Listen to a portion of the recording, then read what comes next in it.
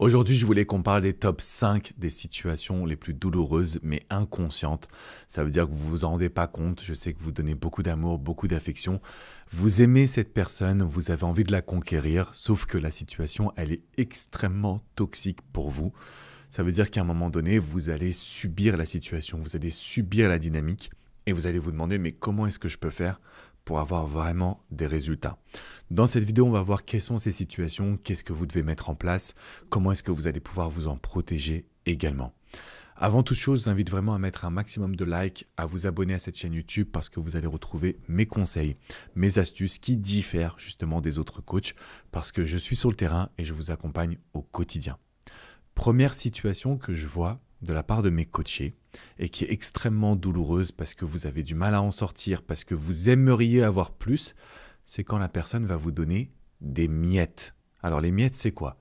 Ça veut dire qu'il y a un message génialissime, il y a un rendez-vous sublime et ensuite pendant 3 semaines, vous n'avez plus rien. Vous êtes dans l'obligation à ce moment-là de trouver des excuses à cette personne. Pour vous rassurer, pour vous dire que vous n'êtes pas qu'un plan cul, pour vous dire aussi que cette personne-là pense à vous, vous allez lui trouver des excuses. Il ou elle est occupé, il ou elle a des problématiques personnelles, il ou elle voyage beaucoup, bref. Vous allez trouver des excuses au manque d'investissement de cette personne.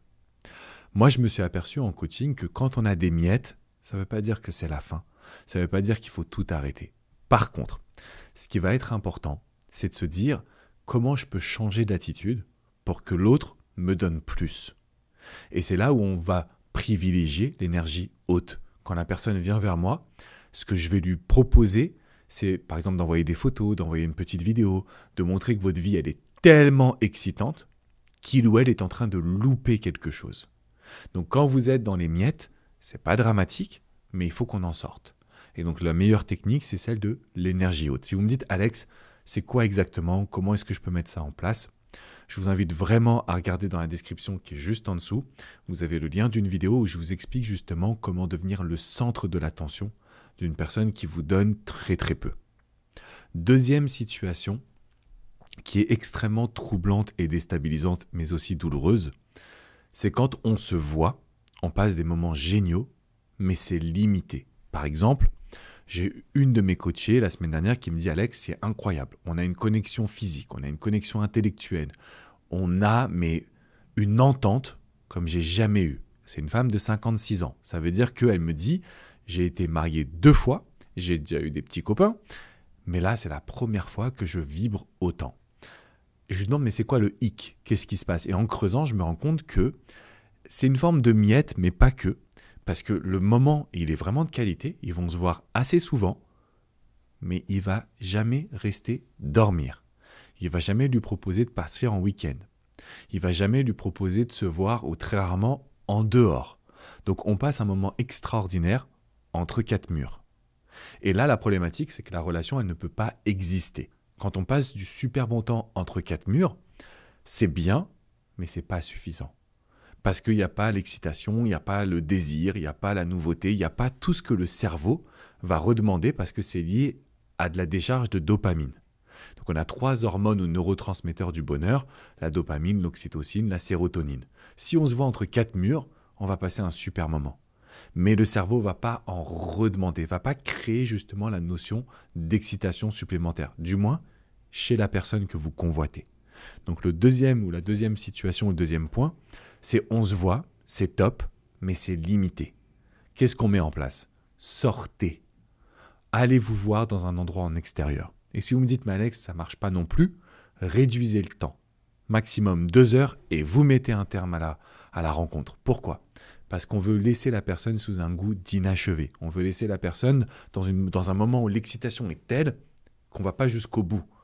Donc à ce moment-là, justement, que ce soit un homme ou une femme, le désir va continuellement grandir.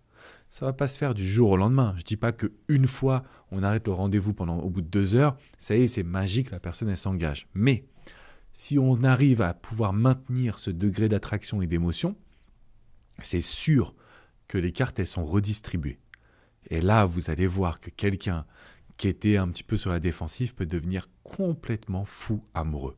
D'ailleurs, ça me fait penser à une personne qui s'appelle Victoria, que j'ai eu la chance d'accompagner, qui me dit « Mais Alex, c'est dingue, on se voit, on est entre quatre murs, mais justement, j'ai envie de plus. Et il lui a écrit, je lui ai dit, on prend le temps avant de répondre. On répond avec l'énergie haute. Il veut te voir en extérieur.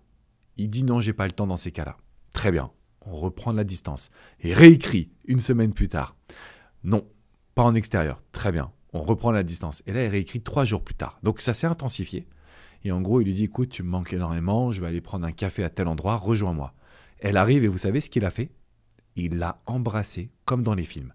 Elle me dit, il m'a pas sauté dessus dans le sens sexuel, mais en gros, il m'a embrassé et il m'a montré qu'il y avait du désir et de l'envie de son côté. Pareil, on lui a donné que 2 heures de rendez-vous. Pourquoi? Parce que si on lui donne trop d'un coup, il va comprendre qu'il reprend la maîtrise de la situation. Si vous nous écoutez, messieurs, c'est pareil pour nous. Il faut qu'on respecte ces règles-là. Troisième situation extrêmement douloureuse, quand on ne sait pas justement comment agir. C'est quand on est de nature un petit peu anxieuse et qu'on va être face à notre évitant. Si vous êtes en relation avec un évitant ou une évitante, les cartes et les règles sont complètement différentes. C'est comme s'il fallait un nouveau manuel. Tout ce qu'on nous a dit sur les relations amoureuses ne concerne pas les évitants. Moi, c'est là où je me suis dit, mais attends, c'est complètement dingue. Déjà, il m'a fallu plus de 10 ans d'expérience avant de découvrir cette notion des profils d'attachement. Il m'a fallu être aux États-Unis, faire des formations pour aller en profondeur sur ces profils et pour pouvoir vous accompagner et vous aider. Pourquoi est-ce qu'on l'apprend si tard? Quand on est face à un évitant ou une évitante, ce n'est plus du tout les mêmes règles entre guillemets du jeu. Et donc si je vous fais cette vidéo aujourd'hui, c'est parce qu'il y a une formation qui a été réalisée conjointement avec coach Jenny. Elle a aussi fait des vidéos, on a fait des lives ensemble, je vous ai tout mis dans la description. Vous avez toutes les recherches et toutes les études sur les évitants, donc regardez parce que vous allez être bluffé en vous disant ça peut fonctionner, même quand on est anxieux.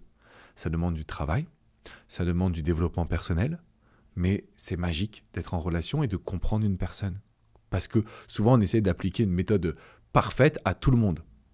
Nous sommes tous différents, les amis. Et c'est la raison pour laquelle les relations sont à la fois magiques et aussi difficiles. Quatrième situation douloureuse, la dépendance affective. La dépendance affective, les amis, et heureusement, j'en suis sorti grâce à ma formation. Donc ma formation, j'ai fait un master en sciences humaines, des formations de coach, des formations en PNL. Waouh, quand on dépend d'une autre personne, et je sais que peut-être que vous le ressentez encore, on a l'impression d'être condamné. Non les amis, vous allez pouvoir avancer. Vraiment, mettez un like à cette vidéo, abonnez-vous à cette chaîne YouTube. Dans les prochaines semaines, vous serez une nouvelle femme, un nouvel homme. Vous allez pouvoir sortir de cette insécurité continue, de ce manque de confiance et de ces peurs. Parce que la dépendance affective, en fait, on imagine toujours le pire. On imagine notre partenaire être limite en train de coucher avec une autre personne, alors juste parce qu'il ou elle nous a pas répondu au bout de 3 secondes. Et ça, c'est obsessionnel. Si on ne l'arrête pas, ça devient compliqué. La bonne nouvelle, c'est que j'avais fait une vidéo justement sur comment stopper une obsession amoureuse. Elle est sur cette chaîne YouTube, on va vous mettre le lien dans la description, vous allez pouvoir le retrouver. Et enfin, 5e situation, pour moi, sans hésitation, c'est la plus douloureuse. Celle-ci, c'est celle qui vous empêche le plus d'avancer. C'est quand vous vivez une rupture sans comprendre pourquoi. Parce que notre cerveau, en fait, il n'est pas fait en tant qu'être humain pour ne pas comprendre pourquoi. Donc on reste dans des peurs, on reste dans de l'hésitation, on se pose 1 milliard de questions, bref, on est confronté à une dynamique où on se dit mais c'est impossible, mais qu'est-ce qui se passe? Et donc en fait, on n'endort plus la nuit, on ne peut plus bosser, on ne peut pas ne pas y penser, donc on est en train de manger avec nos meilleurs amis et notre tête, elle est ailleurs. Parce que le cerveau ne comprend pas pourquoi. Là, vous allez avoir besoin d'aide personnalisée. Là, il faut qu'on se parle. Donc, il y a du coaching privé, il y a la volonté d'être ensemble aussi, la volonté de vous accompagner, de vous montrer qu'on peut le vivre ensemble, donc on peut trouver des solutions ensemble. Pour ça, je vous ai mis le lien dans la description. Le lien, c'est pour réserver un appel avec ma Success Manager. Elle va étudier votre histoire, elle va vous présenter les formules de coaching qui sont adaptées, parce qu'il y a plusieurs formules, plusieurs types d'accompagnement. Ça dépendra vraiment de la formule qui va vous correspondre au mieux. Tout ça, c'est dans la description, juste en dessous. Ce sont des situations qui sont douloureuses et il faut vraiment se dire qu'on va en sortir. Si vous pensez qu'en mettant la poussière sous le tapis, ça va aller mieux, malheureusement, c'est l'effet boomerang, c'est-à-dire que votre manque de confiance, il va continuer de grandir, votre souffrance va continuer de grandir et au bout d'un moment, on a l'impression que c'est trop grand pour nous, quoi. C'est trop gros, c'est trop intense, c'est trop douloureux. Donc si vous voulez en sortir, sachez qu'il y a des solutions. Je suis un coach de terrain, je vous accompagne. Certes, je fais des vidéos, mais c'est aussi pour vous montrer que quand on se parle, on peut régler la situation rapidement. Ok? Je vous fais une grosse bise les amis, prenez bien soin de vous. Je vous dis à très très vite pour une nouvelle vidéo. N'oubliez pas de s'abonner, je vous veux dans cette communauté extraordinaire. À bientôt les amis. Ciao ciao.